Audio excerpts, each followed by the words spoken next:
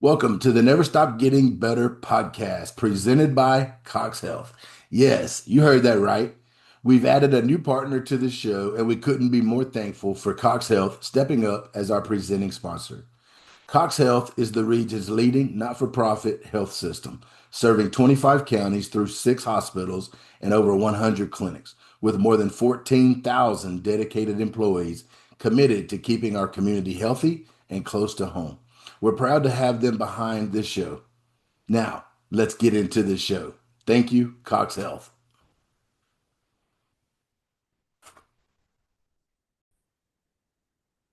All right, welcome back to the show today where we have an outstanding guest. Our guest today is one Chris Bryant. He's a respected real estate broker, business coach, author, and former pastor. Chris has spent more than 25 years with Murney Associates, where he has built an outstanding reputation as a realtor, leader, and mentor, earning Broker of the Year honors in 2024. Beyond real estate, Chris has helped launch churches. He served as a pastor for nearly 15 years before transitioning into coaching and leadership development. Today, Chris helps mission minded leaders build thriving businesses and meaningful lives through his life on purpose framework. He's the author of Dear Andi, 40 Letters of Wisdom to Build a Thriving Real Estate Business, and is passionate about helping people align their faith, their work, and purpose while becoming the healthiest version of themselves. He is married to his wife, Summer, and their children, Savannah and Kai, and their two dogs. I suppose you still have two dogs. You may have Yeah, more, but I'm not married to the two dogs, but yeah. not married to the two dogs for sure. Well, Chris, man, I'm super appreciative for you taking and making the time to come on and share with us today. I'm excited to have you on.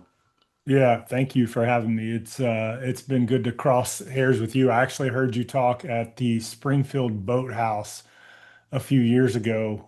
You walked through, I think, a framework that you've shared before, so it was encouraging. So it's good that the Summit had us crossing paths. Yeah, and I would say this, like I was fortunate enough to be in the audience the day you spoke at the Think Summit, which was probably about a month or two ago now. And I just thought I thought it was really good. And I'm gonna tell you one of the things that, I'm drawn to, and I think, the people that were at the Think Summit are drawn to is people who are authentic and they're willing to be vulnerable and they're willing to be honest because I think social media in 2026 has made us all think that everybody's life is perfect, and if there's something wrong with my life, then what's wrong with me? You know what I mean? And Yeah, one thing that I appreciated, because I have adopted this in my own life, is I do not mind sharing my struggles. Like, I mean, I feel like that everything God has put us through has been for a reason, and I have grown from the good and the bad, and I don't mind sharing the bad, right? Because I know that other people have bad too. I mean, everybody right. listening to this show has been through some hard times.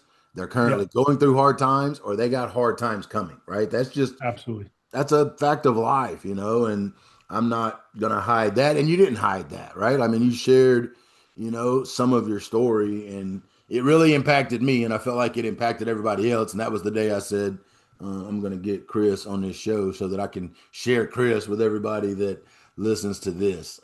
Let's start with before, the awards, before the coaching business, before the books and all that, who was Chris Bryant. Yeah, well, yeah, I grew up in Mississippi where you're from and really jacked up home. My both my parents were alcoholics. My mom was, physically and emotionally abusive. I met my dad when I was 12 years old, and he was an alcoholic, just a dumpster fire, honestly. I had great influence as well. My grandfather's my hero. I mean, he was a died at 98 years old, World War II hero, left me the greatest legacy, greatest inheritance you could ever leave, which is just of love. I mean, he was a man of faith, he was a man of love. But, I was a jacked up kid. I've said it to friends before, I was the worst kid I knew. Mm, I think I had a good heart all the time, but I just was in everything. I was cussing, stealing, lying, anything you could do. I was into drugs, alcohol, all the things. I did all of that. And I broke myself and I broke the people that were around me. And when I was 21 years old, my girlfriend broke up with me for the third time. And it sent me on this kind of, so I got myself a new girlfriend because my identity was in who I was dating. Sure. I really was right. If I didn't have a girlfriend, I didn't have a self, is honestly. And so my girlfriend dumped me. I found a new girlfriend. She was a very, a good girl, but the main thing that I think was divinely orchestrated by the hand of the Lord was she moved away. And so I had the title, but I had alone time. And I spent a lot of that alone time at Barnes and Noble reading books, Adult Children of Alcoholics, Dwayne Dyer, M. Scott Peck, The Road Less Traveled, all these books. And I wasn't a reader, but I was somebody that was not happy with where I was. There was just this internal angst. So, but some guy walked up to me at Barnes and Noble one day. He's like, "Hey, I got a book I want to show you." Okay. Like, who are you? He walked me over and gave me the book Mere Christianity by C.S. Lewis. And it met me in such an amazing place because, C.S. Lewis, if you've read him, he's brilliant. He's a philosopher, which to me scratched that itch of I read stuff that smart people read, but it also pointed me toward my creator that I wasn't averse to or anything like that or against, but it just pointed me in this direction. And within, so I started going to church late. I didn't want to hear the music. I just wanted to hear what the guy had to say. I went to my grandparents' church. And man, I just, I went in every week just I wasn't looking for God. I was looking for fix me. I am broke. Like I've said before, I don't think anybody looks to God for the right reasons, God glorifying reasons. I think you look to God or whatever you look to. You can look to a bottle of whiskey or God to say, fix me, make the Yeah. pain stop, make it go away. And I started going and every Sunday I would pray the prayer, and I just remember this Sunday saying, "I'll never pray it again." I mean, it took a drunk, drugged, cheating, stealing, terrible human I mean, chief of sinners, a hot mess of a human. And within a year, I was teaching a Sunday school class. Within another Mm. year, I was planning a church. Within another year, I was enrolled in seminary. I mean, I would say that God lit my butt on fire to, and I had friends that said, you just change your addiction from alcohol to Jesus. I'm like, okay, sure, fine. Call it what you will. This one gives me life. So, and ever since then, and so then I dumped the girl I was dating. She was a nice girl, but I dumped her and I went back to the girlfriend that dumped me. And here we are married 25 years next year. Um, and so we Wow. got to experience what life is like as a couple without God in the center and then with God in the center. And then I've done that with business as well. And so Mm. to me, it's, and I probably need to, I'm answering this maybe too long, but, you know, I, I was in real estate for 10 years, my first 10 years in the, really after college, I was in real estate for 10 years. And I went to be a pastor at a church because I thought that's what all in meant. And when I stepped down from that in 2018, I was really scared, thinking this is stepping away from your faith, or is it, or what, what's going to happen? And for me, that it's like I had to go work at a church to realize that you don't need to work at a church to be your fullest faithful potential to Mm. God. And Mm. so I've just gotten these, like I've done everything the hard way, I feel like, but I've learned what it looks like when you put God in the center of your marriage, in the center of your home, in the center of your business. And I've seen the other ways. And so I would say, who am I? Like, what has it been? I mean, I'm a man that just has learned that I'm nothing without the grace of God. And with that, I can do a lot, man. I Mm. mean, I don't know. God can do a lot in me. Yeah. So It I was, hopefully that helps. no, it was fantastic, and it was a great opening, to who Chris Bryant is. And there were several things that, as you were talking, one of the things that, I thought right off the bat was one of the things we try to, or I try to teach people, just young people, is, how do you handle adversity if you don't have God at the center? right? Well, what you do is you cover it up with alcohol, drugs, like you have all these behaviors that you can Right. cover up the hurt, so my heart hurts for people that don't have God at the center, because I know that the other things that mask that pain are not good for us as humans. Your childhood, what are a few things that you had to unlearn? Like things that, because of how challenging it was, there had to be a few things about people, about trust, about leadership that you had to unlearn and relearn, because just you didn't get it, at that young age, which led to the hooligan lifestyle for a while, and I think Right. hooligan's a word that I heard you use. What are some things you had to unlearn and relearn?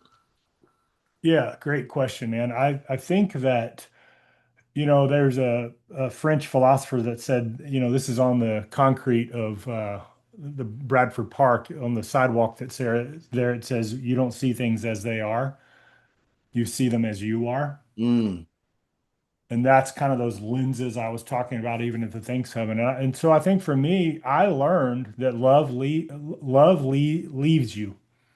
Love abandons. That's what I learned. I learned that, when you're a kid, you all like you don't know to think, huh, my mom seems angry and messed up. You don't know to think that. So when you can only interpret it is if that's your authority and that's the one who nurses you and cares for you and provides for you, you can only look at it and go, oh, I'm the problem.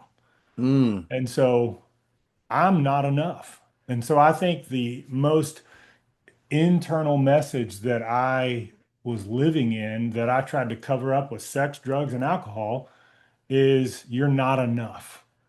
I remember when I worked at the Buckle, like one of my first jobs, she's like, "What do you want to be when you grow up?" And I was like, "A millionaire." And for me, it was a way to say, I want to be enough. I just want to have enough and be enough. mm, And so I think one of the things I've had to unlearn, and I'm still like, I'm 48 years old and I'm still have to remind myself daily, you are enough. You don't have to go prove that you're enough. You don't have to have more people under your leadership to be enough. You don't have to sell more books to be enough.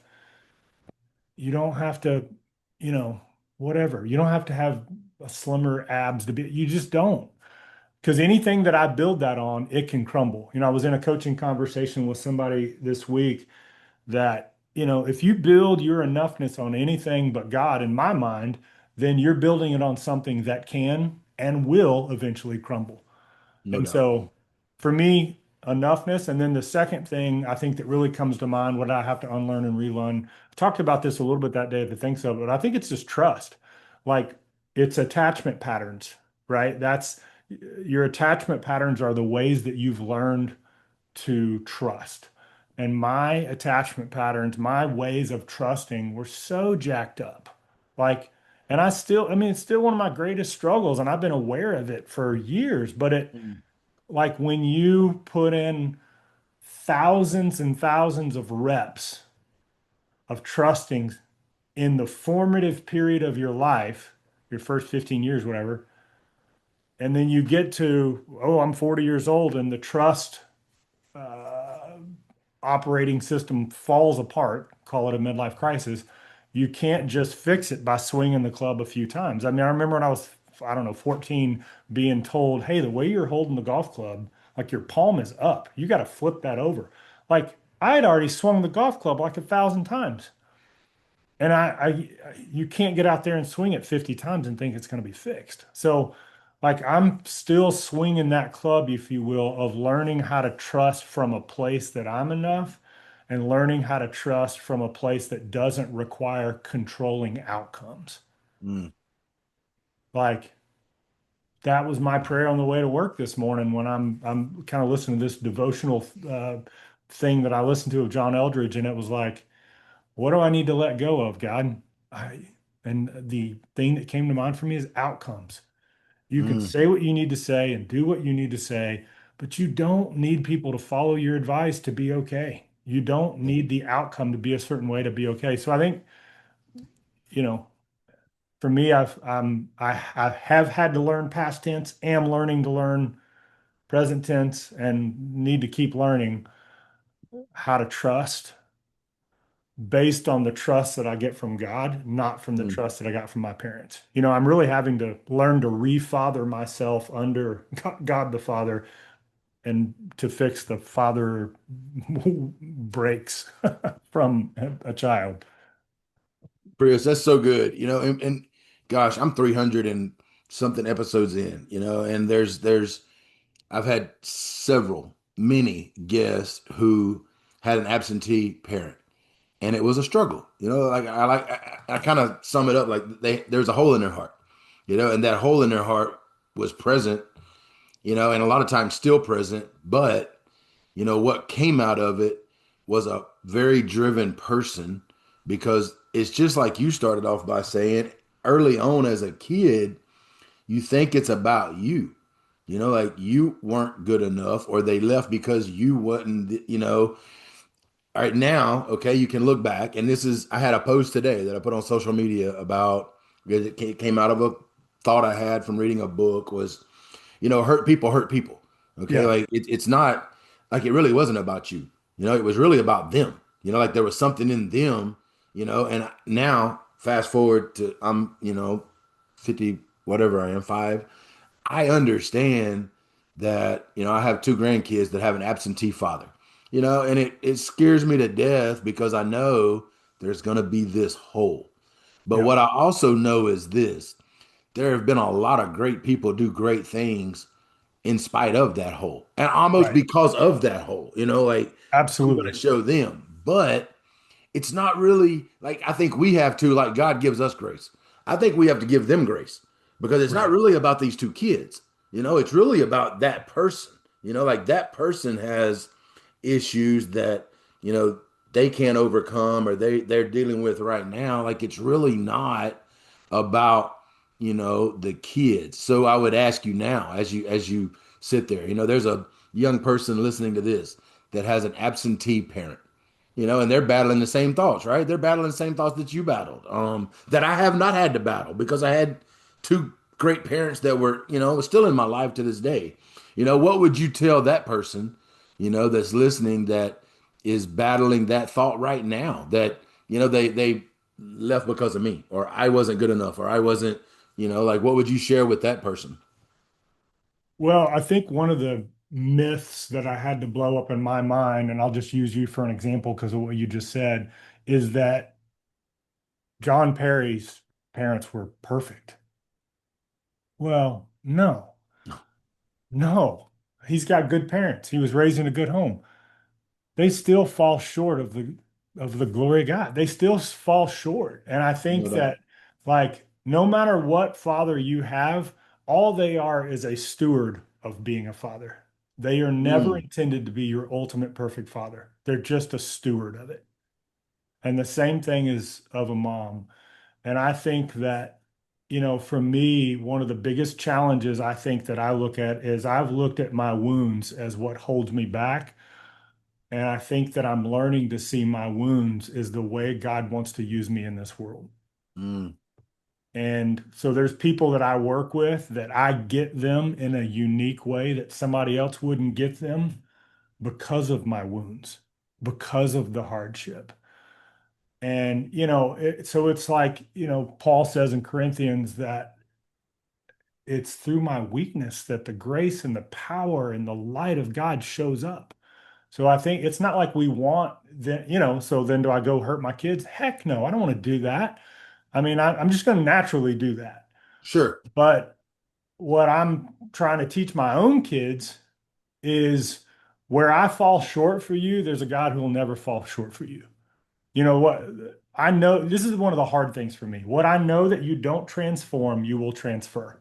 Mm, mm, And I'm in the process right now of being transformed. Therefore, there's stuff left to be transformed. Therefore, there's crap my kids are getting. My kids are going to need counseling because of sure. me. It's Sure. just the way that, but I know that I am not their savior. And the thing you were saying a little bit ago, I also know we can actually pick some saviors that are pretty acceptable in this world.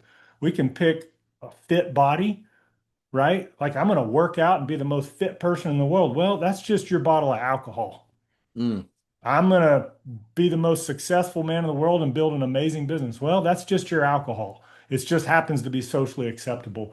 So I think that if there's a youngster out there, maybe one of your ball players that's listening and has a garbage situation at home, um, I think that one of the most impactful memories I remember working through with a counselor is, Chris, I want you to go back into that room where you're sitting on that bunk bed and you're crying your eyes out because your mom just told you you're going to grow up and be just like your dad, a failure and in jail. I want you to have a seat and I want you to do two things. One, I want you as an adult to talk to that kid. I want you to tell me what you would say to that kid. Now, granted, I'm an adult, so if it's a kid, it may be hard to do that exercise, sure. but I'd be curious. I'd be curious if that friend, I've done this with my own son before, where he's really struggling. And I'm like, hey, if that was your buddy Reed, what would you say to him right now if he were in your Mm, shoes? And I think the second thing that I've had to learn that's been crazy in my mind is to go, Chris, you actually, abandonment is one of your wounds, it's one of your issues, and being left alone is one of your biggest fears. Chris, when you were sitting in that room, you actually were not alone. You've never been alone a day in your life. And when mom is yelling or dad's yelling or you're getting hit, whatever, God is with you. God is for you. And just like he led Joseph in the Old Testament, who was following God, yet he was in a pit and he was sold and he was in a jail, he was just being prepared for the leadership God had for him in the future. mm. And so somehow, some way, the grace of God uses all of our warts and thorns and ugly garbage to weave out a story that helps us not become self-sufficient, but become God-dependent human beings who honor God and bless people. Honor God, bless people. That's what we do. I love that. Honor God and bless people. I mean, what we're, I mean, sounds simple and what we should wake up every single day and try to do, right? Right. Really, really good. What about, when you were worshiping the other things, right? The alcohol, the Right. women, the whatever, Yep. and then you transform yourself and you start worshiping something, God. What about your associations? Like what about the people you were hanging with and running with at that time? And how important, to this day are the associations in your life? Man, I love that question for two reasons. One, there's just the practical side that we've all heard that you become the average of the five people you hang out with the most. And, the first thing I did, I kind of said a minute ago, is I broke up with my girlfriend. So, the most identity insaturated relationship in my life changed the moment I made that decision. I broke up with my girlfriend. And then, two, I went back to my old girlfriend and said, hey, for the first time in my life, I don't need you. Let's hang out. It's Mm, like I can hang out with you from a different place. But yeah, I mean it absolutely man, it's why I talk to my kids a lot about this right now. And you know this with coaching high school kids that, a companion of fools will suffer harm. Walk with the wise, you'll become wise. A companion of fools will suffer harm. So I ended up hanging around people that were by no means perfect. And actually, I remember when I started going to church and all that, I thought all these people had their heads screwed on straight. No, they're just as jacked up as I am. It's at a different stage or whatever. yeah. But I had to the important thing was get around people who have their compass pointed towards the right things. They don't have to have it all figured out, but is their compass pointed the right direction? Meaning, are they Yeah. going after the things that are goodness, that are life, that are joy, that are excellence, that are accountability? Like, you're not going to become an accountable person if you hang around a bunch of people that aren't accountable. So, I think that is one huge thing for me is, yeah, I mean, it's just like saying, hey, if you're an alcoholic, you should probably not hang out in a bar. Why? It's not that brick and mortar is the problem. It's the people in that room and the things in their hands. Yeah. So I think that, yeah, one of the simplest changes some people could make to change their life is change your circle. But the No other doubt. side of that, that I think the last 8 years have taught me, which 8 years ago was kind of when I came apart at the seams, is I have learned to walk with God in everyday life. Like, man, if you go to Kingdom Coffee on a nice day like today, like probably right after we're done here, you will see me on the back trail walking that, talking to myself, except I'm not talking to myself. I'm actually talking to Jesus. Like, Mm, I call me a fruitcake, if you will. I'm pretending, I'm imagining, not pretending, I'm imagining he's walking with me and I'm talking to him. And so I think that if you become the average of the five people you hang around most, I want Jesus to be one of those five.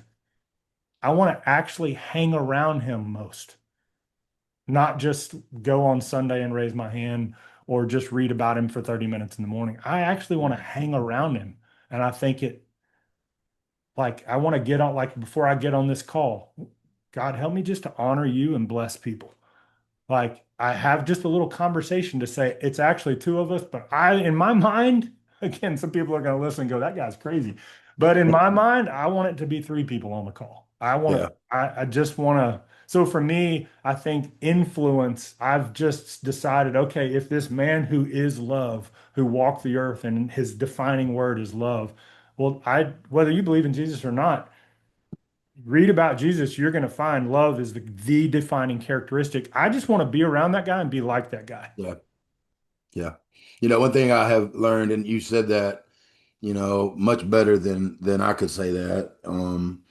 The one thing I've learned about myself is that I will 100% drift toward or drift away, and in my life, we go to church, we have a great church, man. I love my preacher, Steve Martin is spectacular. I grew up, my dad was a preacher and a nurse, and so I've been around it. But what I've learned is this, like, we're not at church for the majority of our week, right? Like we're very few, there's a book 94 times. Yeah, The guy that, the Faith and Business Regent Banks, guy wrote that, and we're at work 94% more than we're at church, right? So, like I have found that in my daily routine, I read several books at a time. One of them has to be or needs to be a faith-based book. I listen to several different podcasts, but one of them needs to be a faith-based podcast because, I can look back at my life now and when, life has really become the toughest was when I was the farthest away. yeah, Like even when the bad things happen, if I'm chasing what's really important, the bad things are doable, right? But when in our history, when we've been the farthest away, is when the things have been the hardest on us as a couple, as a family, as a profession, you know what I'm saying? Because we will drift to, what is comfortable, right, in our life. And I have learned to keep God in my life so that I don't drift too far. Um, Let me ask you this because you roll into as you're chasing this newfound life, and I grew up, right. My dad was I call him a bootleg preacher because he was a preacher and a nurse, and really got out of preaching and then would preach on Sundays, and he'll still preach on Sundays if somebody will let him, right. But people put these preachers on a pedestal, right? If right, you're a preacher, you're perfect, right? Like, so if you're a right, preacher, and I always knew my dad wasn't perfect, right? But then when I got to know our preacher, growing up, he lived behind us and we would go play golf. And I'm like, man, like this guy's more normal than I thought he was, right? Because we just, like, so talk me through, you get into the profession, you become a preacher and you become and you're chasing that dream and then lead that into how preachers are normal people too. Preachers still have because that's going to get us to that moment 8 years ago, when you're on the couch and you do find yourself, struggling. I just know there are people listening that think, preachers don't have the same struggles that I have, right? When they absolutely do, like right. that is not true. Tell me about that. Yeah, well, it's interesting. It started about a year after I started following the Lord, I remember my girlfriend and I, who is my wife now, we're in Guatemala, I believe. And I walked back into her room. I was like, hey, I could see myself being a pastor one day. She's like, what? That's not the dream. They don't get paid anything. I mean, that's not the dream. And so that's when that first spark happened. And I remember when I left, and I hope this all makes sense to go full circle here. I hope when I was thinking when I left full-time real estate, it was because I want to be all in. Like I only know one speed to a fault at times. Sure. Like pickup basketball game, I'm about to break my neck getting that ball, and it's like playing 12-year-olds. So like I only know one speed. I'm like, so back in 2008, 9, I was like this church, I helped start. I'm the youth guy. I want to go all in. That means I'm full time. Okay, so I was on staff for 8 years, and then 2018 is when, the big change happened in my world, and I resigned from that position.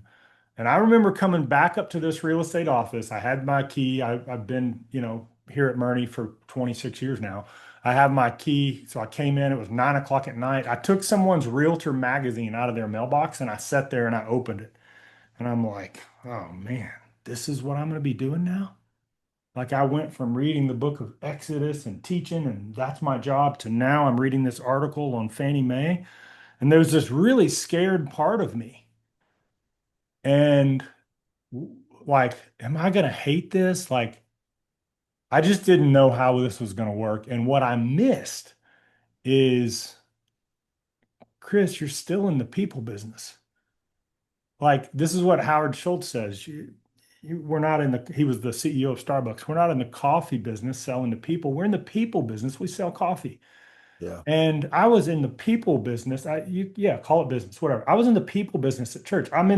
My job was to love and serve people in a way that honors God. That's your job at a church.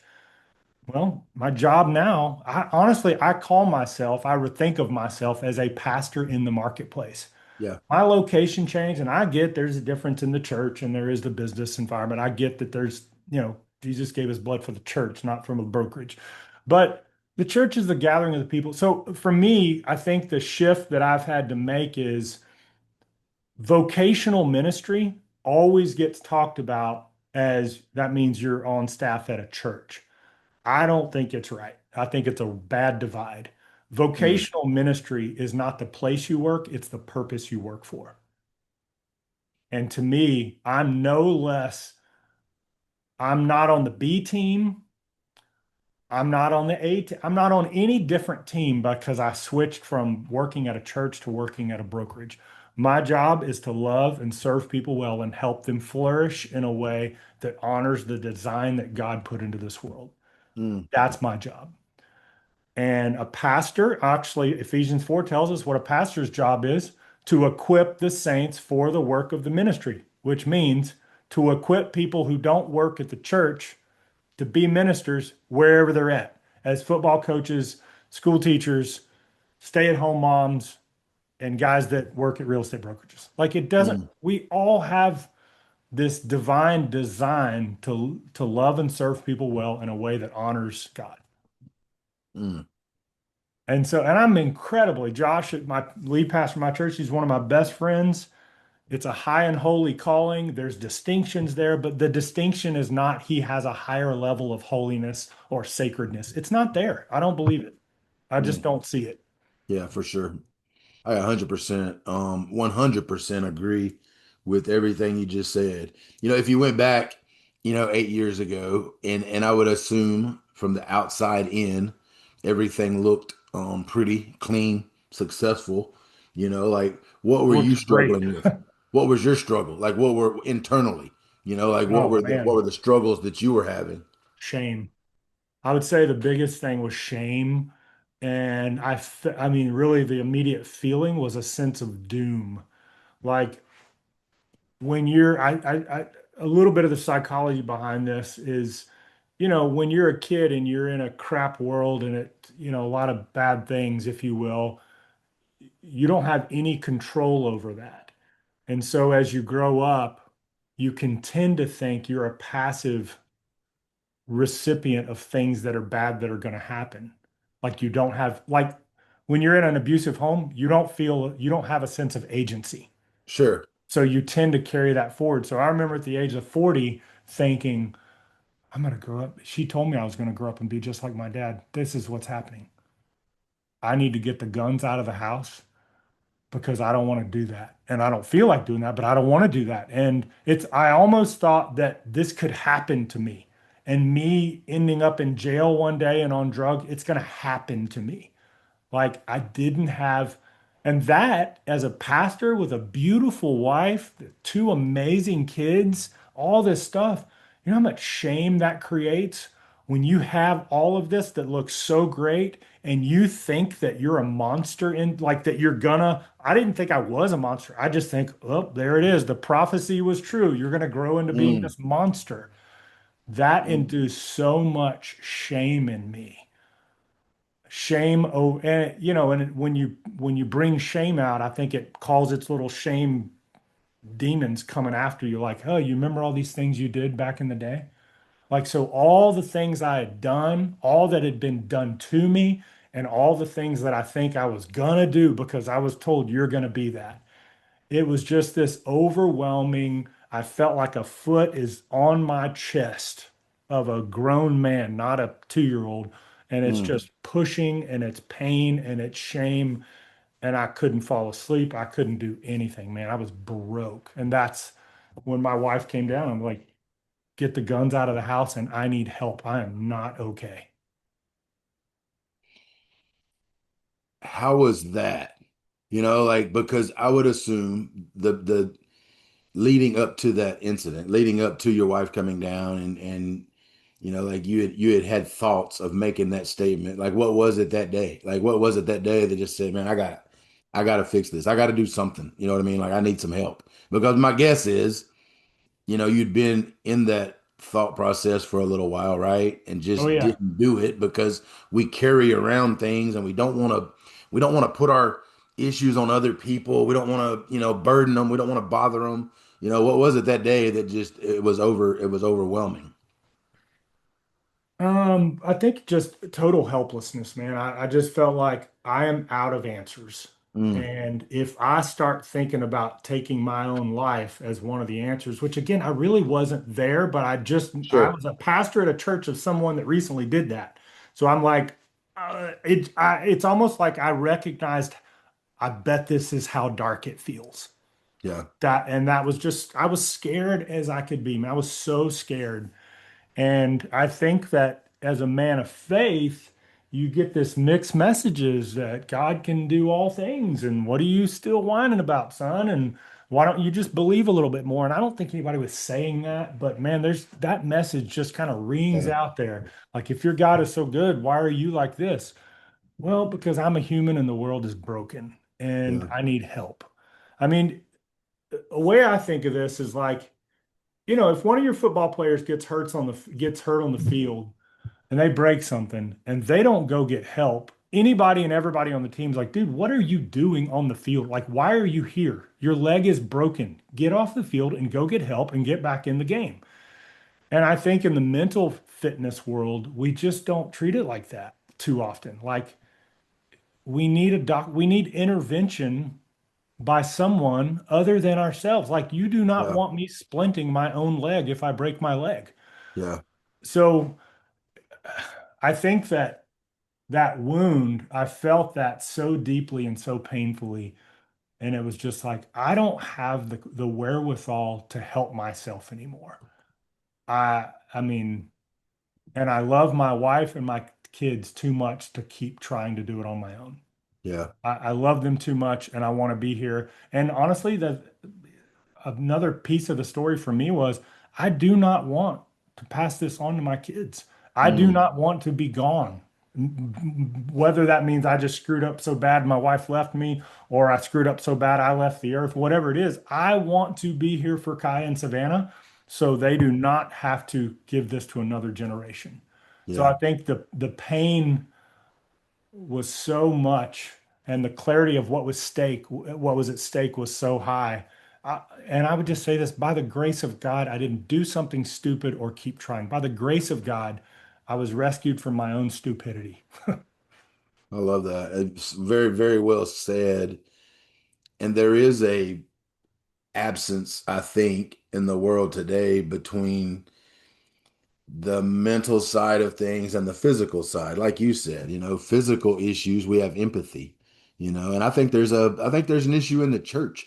In the church, you have a mental issue, and it's believe more, pray harder, believe more, pray harder, believe more, pray harder. But sometimes, we have to have help. We have to have a coach. We have to have somebody that can help take us from where we are to where we want to go, and I grew up and you grew up in a time when, as a male, if you ask for help, you were extremely weak, right? Like we Right, don't we right, don't go we don't ask for help for nothing. Like, and if you talk to Katie Towns, with the Springfield Health Department and ask her, what's one of the most pressing issues in the world today in our area, it is men and the suicide rate of people over the age of, say, 45 or 50 years old.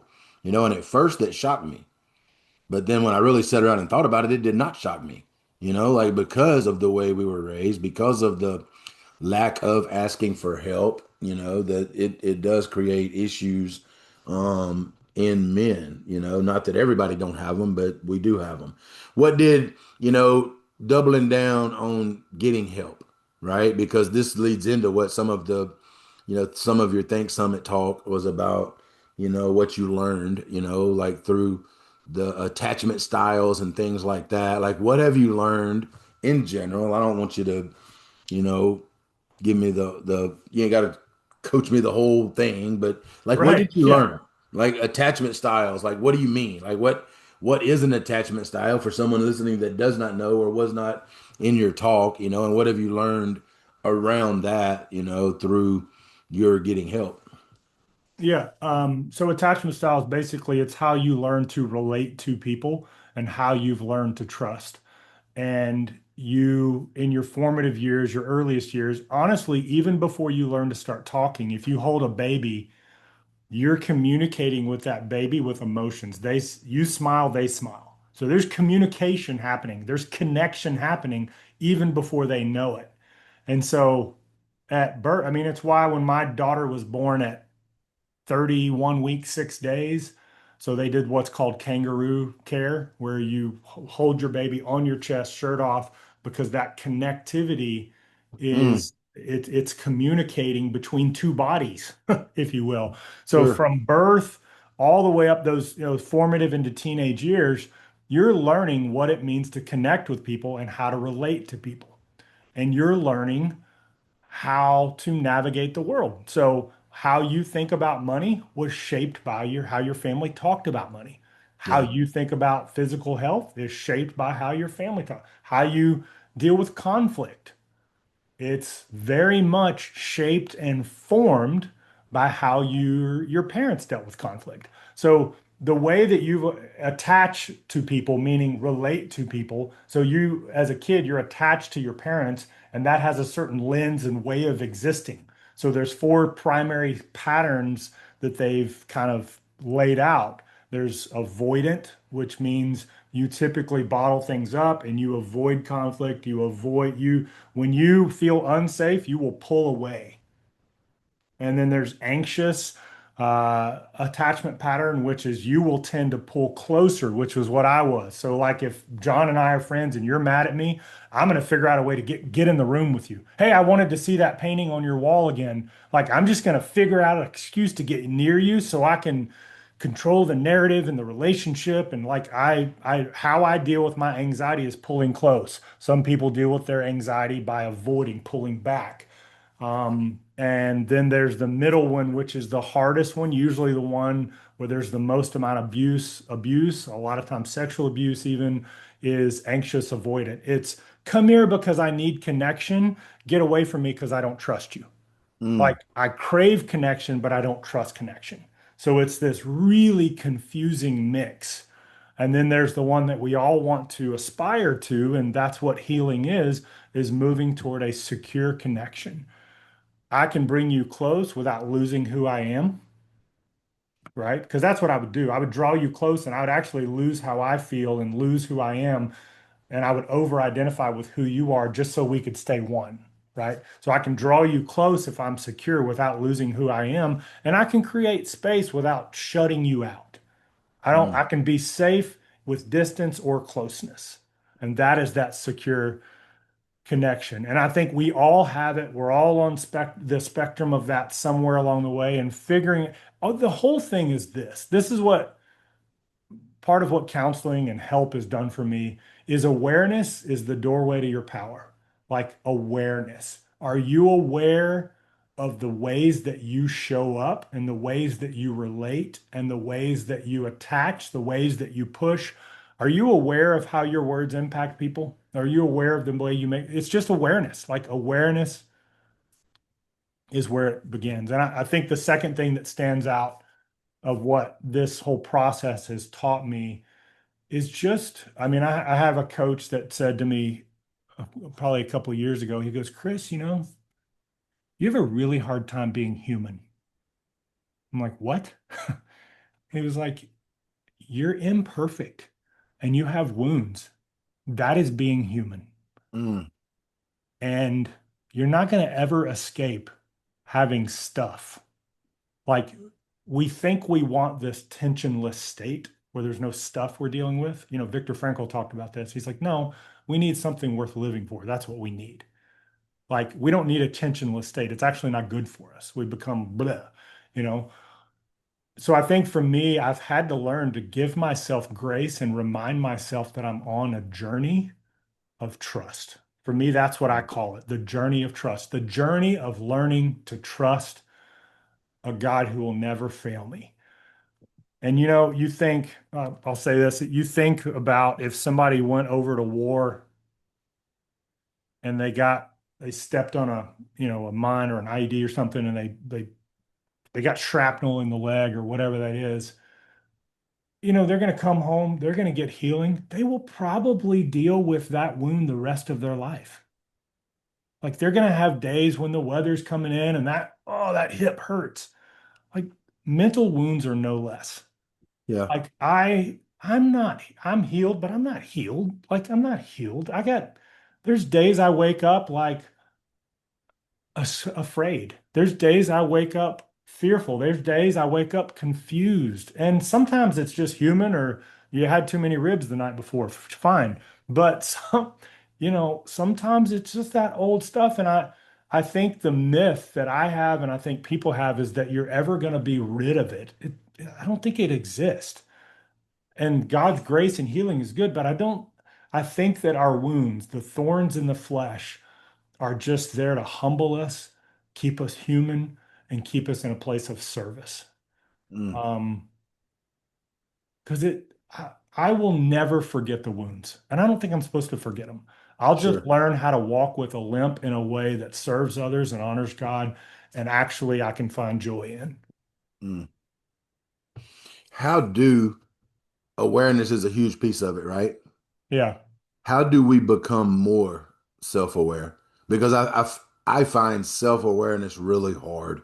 Like I feel like most people think they are, but I believe most people are not. Like what are some things we can do to become more self-aware, of our own selves and our own thinking and our own processes? Yeah, that's a great question, man. I do think it's one of the reason things that validates my work as a coach that makes me at least feel validated is we need other people. You No remember I doubt. said in the talk that you can't smell your own breath. No. Like you just can't. So we need other people. And here's the thing, we have to invite those people in. And honestly, at times we need to pay those people in because we need people that will say hard things to us, whether we like it or not. So I think one of the biggest ways we become aware is other people. A second way, the Bible says it's a mirror. It'll show you yourself. It says it's living and active. So I think in a way, when we read scripture with an open mind and an open heart and get rid of all the arguments that live in the world about should women be pastors and can you drink and are we predestined, all that stuff, fine. Just read it as if we're actually like authentically as we are. I think it acts like a mirror. It'll show us ourselves. Um, And I think I'm a fan of all the tests and things you can do, like Strength Finder. The Enneagram is one of my favorite ones. Because the Enneagram was kind of built to show you how your dark sides show up. So I think that's a really good one. I'm a 3. My wife is a 9, total peacemaker.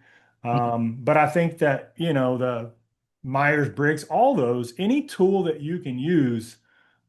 But even then, I think with those tools, boy, you are reading those tools through a lens that's the same lens that took them on your own. Mm. David Foster Wallace did a commencement speech, and he tells this little story. I don't know if you've ever listened to it. It's so good. He tells this little story of this old fish swimming by the two young fish, and the old fish says something like, "The water's nice. Isn't the water nice today, boys?" And they both swim by and they go, "What the hell is water?" Like it's just like Right. they don't even know they're swimming in it. So you're going to read your results and be like, you don't even see that that's water you're breathing. So I think even then we need outside interpretation.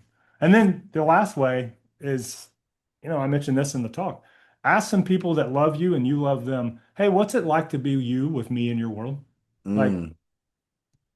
hey, Kai, what's it like to be you with me as your dad? And a few weeks ago, he's like, you're hard on like you have a high standard, Dad. Like, ooh, that was a kick. But I needed to hear it, man. I Yeah. needed to hear it. Yeah. So the people around us are usually saying it. We're just usually not listening. Well, and I've also found this, Chris. Sometimes I don't want to ask because I don't want to know the answer. Oh, 100%, I man. will I will go do a speaking engagement and I will take a friend of mine for the sole purpose of providing some feedback that I cannot see. And I Right, will ask them, and then they will give it to me because I asked them to give it to me, and then I don't like it. I'm like, right, that don't feel good, right? Like the feedback don't feel good. But it's also why I think everybody needs a coach.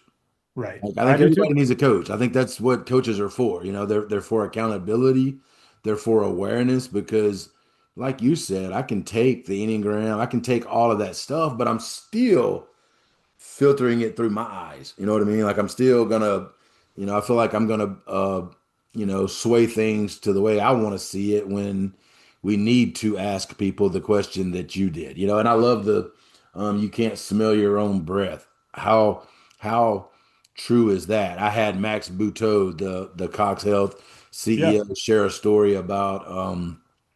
He asked his wife, why, when we have company coming over, do you always put this candle? You always light this candle. And he didn't like the way it smelled or whatever. And she said, because our house may stink.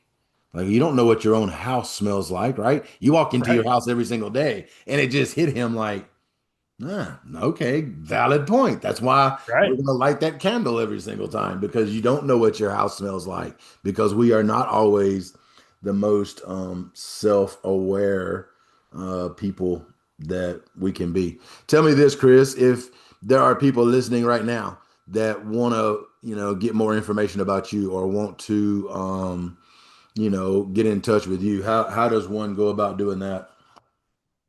Well, jchrisbryant.com is my website. Some people think I'm crazy. I wrote the book Dear Andy. I put my cell phone number in it, 417-818-6242. If somebody wants to Mm. ping me and ask a question, call. Honestly, I learned that from Bob Goff. He said availability is one of the doorways to success. And so, and I don't look at it as a success metric. I look at it as I don't know who God's going to put in my world. So here's my cell phone number, my email, chris@jchrisbryant.com. Follow me on social media if you want to connect there on Instagram or LinkedIn or Facebook. Find me all those places, and I'm pretty easy to find, but happy to serve or help or just be an encouraging word in any way I can.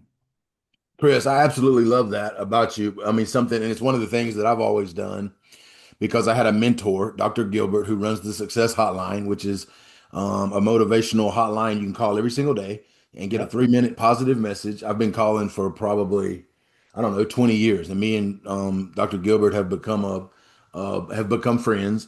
And he always taught me, put your cell phone number out there because they're not going to call anyway. Like very few people are ever going to, pick up the phone and call you.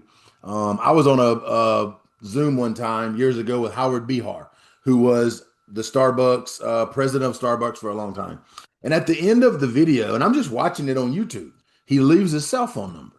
And I thought, huh. So I'm that fool that will pick up the phone, and I called. He answered. Yeah. And I said, "How you doing, Howard?" So I've had Howard on the podcast. We've had several discussions because Howard knew too. Most people aren't going to follow through, right? Now, I am the one that will follow through. So there will be somebody listening to this podcast that I can assure you will pick up the phone and call you because, some of the things you've talked about, man, people are struggling with right now. Like how many people do you know that are 100% using an outdated thinking system? They're using a system that was put into them by their childhood, by their parents, by their influences, and need to update it. How do we know if we need to update, our system, that our software that's driving us? How do we know if we need to update it? Oh man, I love that question. We could have a whole nother discussion. Carl Jung said this, until you make the unconscious conscious, it will direct your life and you will call it fate. Mm. Say that again, because it's rolling over the top of my head. I got to rethink that. Until you make the unconscious conscious, it will direct your life and you will call it fate. Mm, that's pretty strong. Man, to me, that is what my counselor did at the age of 40 years old. He actually validated me when I showed up and told him my story. He goes, Chris, it makes perfect sense that you are where you are right now. He helped me see all these patterns that had been playing out and I had no awareness of it. And I think the simplest answer is things break. I mean, it's just like an operating system on your computer. If you're still running an operating system on your Mac from 10 years ago, it's bogging down and it's breaking. Mm, You got to update your OS. And I think yeah. that when we find ourselves stuck in a relationship or stuck in our careers, or we have this thing that we just can't move forward, we may want to say that it's the market or it's the other person or whatever. Actually, it just does you no good to say that. Yeah. Just say that it's your operating system and let's look at it from that lens. Mm, So make the unconscious conscious mm. so that your past and how you were raised cannot be what's directing your life by default, but you can actually consciously and intentionally start choosing the path that you had in front of you. So what I took from that is we all need to update our software, right? Every Because one of we us. don't even know, and one of the things that sometimes when I speak on the topic of updating, right? Like we will get an update from Apple on our phone, right? And we will update it really quick, right? Because we want the most frequent, we will update our phone, but we sometimes do not update our life.